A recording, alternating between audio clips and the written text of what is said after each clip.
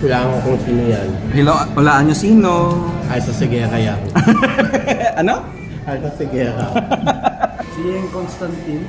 Constantine Tinopol. Ano yan? Ah, Jonalyn Biray.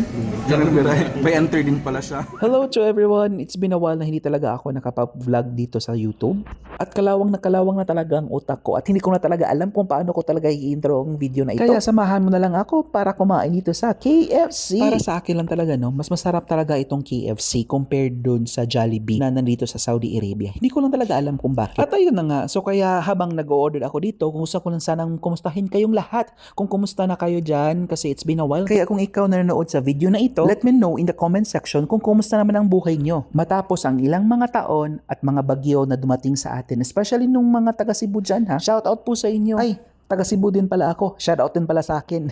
O siya, balik na tayo sa video. Ayun na nga. Nandito ng order namin. Kain na tayo.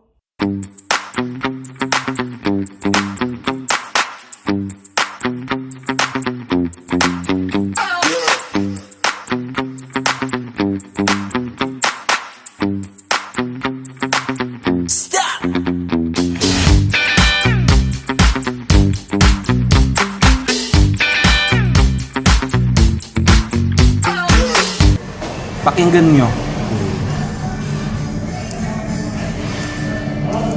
Kailangan ko kung sino yan. Hello, walaan nyo sino? Ay, sa Segera yan. Ano? Ay, sa Segera. Dami na pala yan. Darna. Si Vilma Santos yan. Vilma Santos. Dito, nandito kami sa Saudi ha. Then, kumakain kami sa KFC. And then, ito yung sound trip.